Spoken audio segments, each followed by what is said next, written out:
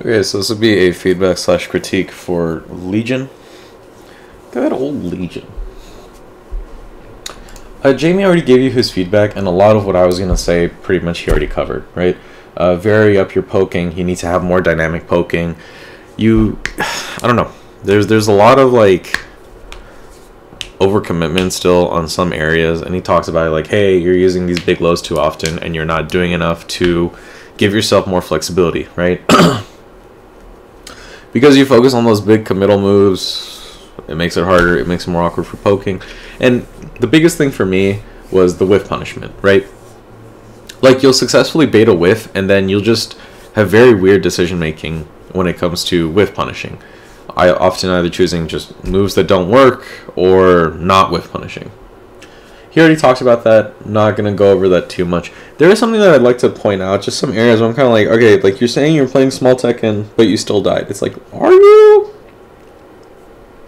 Right? And I want to expand a bit more about that by like looking at some areas in this specific match. And then more importantly, the biggest thing for me is I feel like you just kind of have a mental breakdown.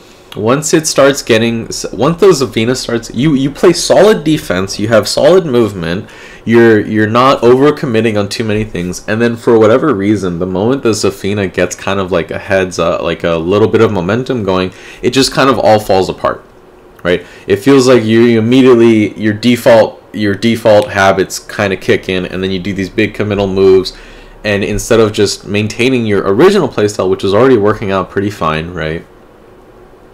You start going for these big commitment moves. The Zafina starts blocking, and then, you know, all of a sudden, what would have required her like multiple combos and a shitload of pokes, she just needs to kill you in 2 more interactions or something. And I want to analyze like what exactly was going on there. How did this breakdown start happening? What exactly was going on? Because I felt like you were playing the round pretty well, and it always just feels like the moment the Zafina starts getting momentum, you just kind of you kind of drop it. So let's take a look in there. Good block. Rip AK's punishment. That's why the wall standing too, right? Again, it goes into like, what exactly do you expect to counter hit her out of if she's not really advancing? And also, I don't think you should be trying for wall standing 2 that much, right? It's more like just instead throw out stuff that she'll more than likely run into, like down forward 4 or maybe down back 2, maybe, but we'll talk about that a little bit more, right? Okay.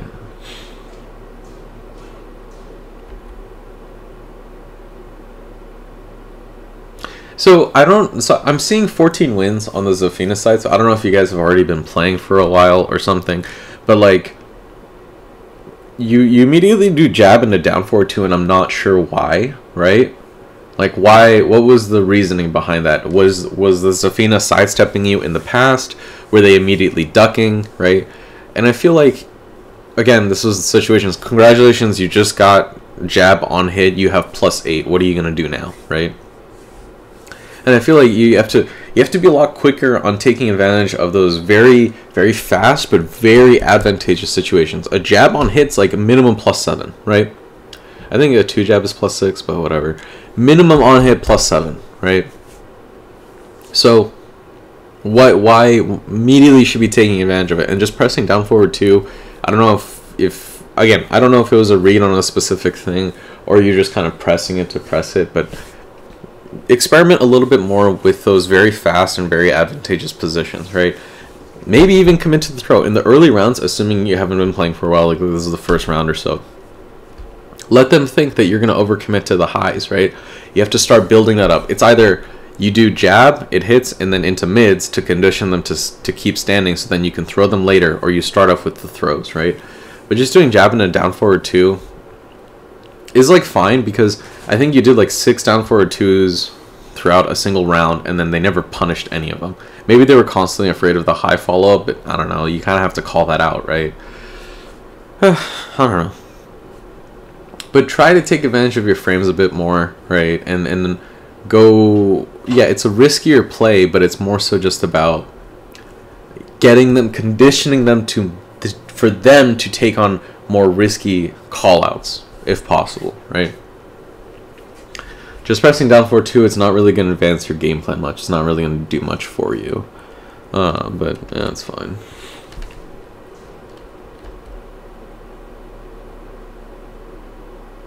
Was it supposed to be wall standing 4? I don't know why you do... Well, let's keep going.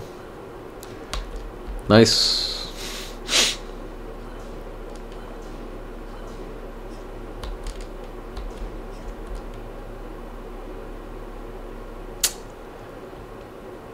In these situations, right, I think you'd have to check like how plus that move is on block, and then also whether or not you should be ducking it or not. And if it's not that plus where you can duck it, right, I think experimenting more with what you're gonna do against that move. I feel like here, when she's just pressing her frames on you, you could have interrupted a bit more with either a jab. This is what I'm talking about, right? That whole, I think it was your match. I was some AK I was talking to. Oh, it was Bandit. But using jabs as keep out and using more disruptive tools like down forward 4, right? In these situations, I think you could have sprinkled those in a little bit more, but that's whatever. It's fine.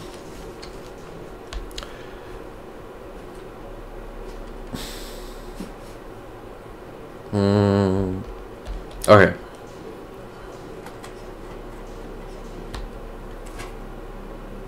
Is that her down forward 1? That's tough.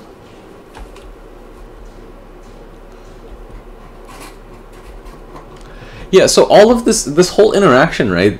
What part of this was small Tekken, right? What part of this was kind of that whole like building up to your bigger plays, right? It just felt like you were just going for call out after call out after call out. Like, oh, maybe she'll press here. Oh, maybe she'll try to evade me here. Oh, she's gonna press something again after wall standing 2. Oh, I think she's gonna move forward, down forward 2. Right? This is what I'm talking about. It's like, what exactly part of this was? Where's the small Tekken part? Right? And yes, maybe I'm nitpicking whatever the situation is, but like this whole interaction, that's kind of what I'm talking about. It's kind of like, it feels like you're getting frustrated. Nothing's really moving forward, and any of this is what Jamie's talking about. Is just like start doing down 4s, right? Just start chipping at them with down 4. I don't think you need to overcommit to the forward 4 neutral 2, but like right here, or just throw them, right? If you have time to press 4, and your 4 is 13 frames, right? Your magic 4 is 13 frames. Your literal throws are faster than whatever you're gonna do. If your magic 4 is gonna connect, your throws are gonna connect, right? So if you have time to be pressing magic 4, I think you have time to start throwing them, and because you're not pressuring their mental stack enough, right? Yes, you're poking them, you're not overcommitting to anything, and you are slowly building up that frustration, except the issue seems to be you're getting frustrated faster than the opponent is, right? And you're not doing enough to pressure their mental stack. They're not thinking about any of your throws or any of your other shit because you're not doing them. And that's kind of a core issue here. Yeah, so kind of varying up the callouts. I mean, as I'm saying this, maybe it's because you played a bunch of rounds against the Zafina and they were always ducking your throws and you're just kind of psyched out at that point. Still, I still think, like, again, look to be sprinkling in some more throws here. It doesn't matter if they get broken, right? As long as they either connect or get broken, you are fine. The only time you're worried about a throw is if they get like sidestepped or ducked, right? Except you've done so many down forward 2s. The Zafina hasn't stepped a single time, and they also haven't punished your down forward 2s. But maybe they're way too deep and lost in the sauce about the down forward 2 punish mind game. Whatever, right? The important point being, you're not throwing them enough, so they're not thinking about it. They never have to worry about it, which in and of itself is an interesting mind game to use, right? Like you don't have to do any throws. I don't know, how do I say this? Like in and of itself, if they just stand block all the time, but you don't throw them, that's more opportunities to do lows, right? There's still opportunity there, but I still think using the throws is better, right? If they get broken, who cares, right? Another thing to think about is that, like, as you're pressuring their mental stack with these throws, as they're constantly on the lookout of like when are you gonna throw them, right? breaking them also is beneficial for you. It wastes time on the meter, and who has the life lead right now? You do, right? So if the clock runs out, who's going to win the round, right? So you have to start utilizing other aspects of throws more than just the damage, right? More than just the big momentum swing and the raw damage you get off of them. It's also either you're pressuring the opponent's mental stack, so they're going to constantly be on the lookout for it. So then that'll augment your other pokes, such as your lows and jabs, etc., and your mids, right? Or you waste more time on the clock, and then that further forces the opponent into kind of like a oh shit, I can't just be turtling out the entire time, right? Like, look at the title of your video, Crawling Gypsy 1 goes turtle mode. How do you break turtles, right?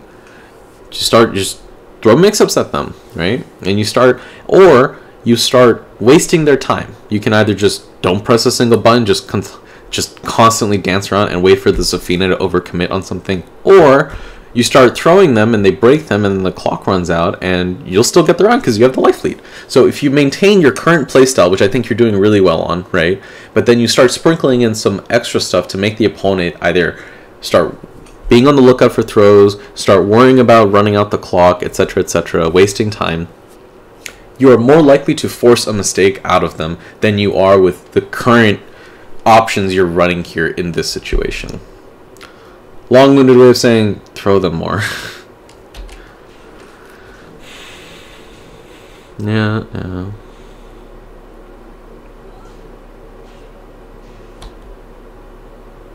That's fine. So right here, this is where I feel like it all starts to fall apart, right? You press something, oh, you press down 4.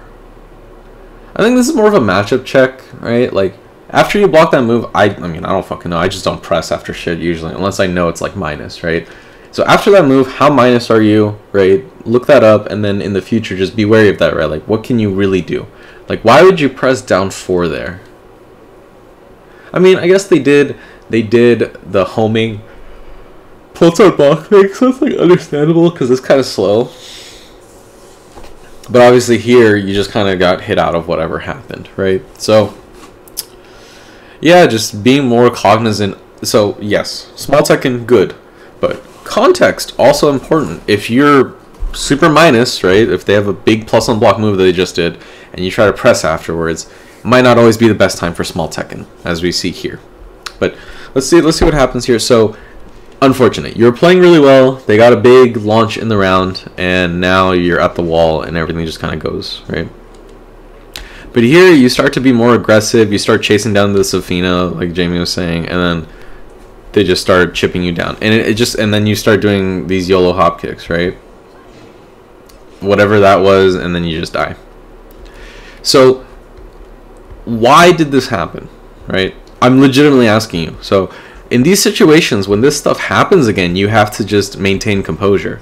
Your playstyle in the early parts of the round was solid. The Zafina wasn't really getting a big sort of life lead. They weren't really doing anything too crazy. You're just kind of poking each other out, running down the clock. But if the clock ran down to 0, you were going to win. Now from this situation, obviously it's not great, right? But chasing down the Zafina wouldn't really lead to anything, right? It's obviously more difficult to chase down the Zafina. It's not an easy thing to do, right? This is what we signed up for. I shouldn't say that because I don't really play AK that much anymore, right? This is what you signed up for. You signed up for this. This is you pressed AK at the character select screen. They pressed Zafina and you got paired up, right? Don't lose composure. Even if the clock runs out and the Zafina takes the round, it's more important for you to maintain composure and maintain your original gameplay style until you have a more certain opportunity that you can get a big punish going. Either a whiff punish, a launch punish, or something. Rushing in like what you're doing right now, it just feels like it's all falling apart, and then the Zafina is just able to do this, right? I don't know if I need to do the full round. Those are kind of like the key main points that I want to talk about. Awesome! Look at that! Look at that! Did they break it? No. You just got a big ass life lead. I mean, I don't like Shining Wizard, but that's a whole different story. So now here, Why press? Well, okay, so right here, right? You have the life lead. You're chipping them down. They block something. Why press? Why not just block? Right? It's not like they're doing any scary low. And I think your defense is pretty solid when it came to Zafina's lows a little bit. You didn't press into the counter hit launcher, which is you didn't press into the low counter hit launcher, which is the big thing I feel like a lot of people fall into against Zafina, right? You press into this counter hit launcher, which is unfortunate, but so that's another thing to consider. Is like when you get that life lead, you don't have to. There are more ways to win the round than just getting the opponent's life bar to 0, right? So don't focus on trying to press your advantage here when if you feel like overextending is going to get you killed, or if you feel like rushing them down is going to get you killed as it did in the previous rounds. Now you can just go on the defense and force the Zafina into overcommitting and doing stuff, right? What is easier to hit? A Zafina that's pressing a lot of buttons at distances that's not really going to reach you, or distances you can safely backdash from, or a Zafina that doesn't press anything and you constantly are running at her at the risk of any random evasion move she does, right? What's easier to actually pin down? Even now, like right here, it wasn't a big... She didn't get like the big... I think... Isn't that a counter hit launcher? Whatever it is, you still have the life lead. Awesome. There was... Right here, this should have been down back 2-4, right? Like, pretty sure that shit... I mean, it doesn't hit grounded, but it hits pretty low to the ground. It's gonna hit Tarantula, right? And then from there, you're just like, cool. And then you just run away with the life lead for the rest of the round. That's all you have to do. Why?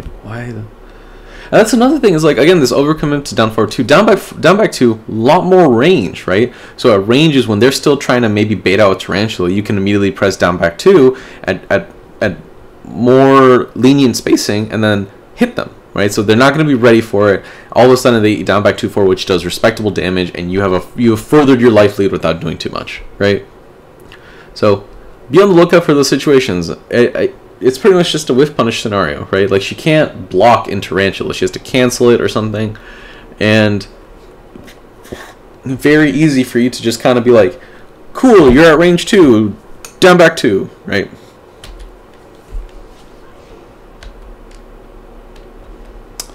Yeah, at this point I think I'm also running into a little too much of Jamie's points of like, why are you chasing down this Zafina, right?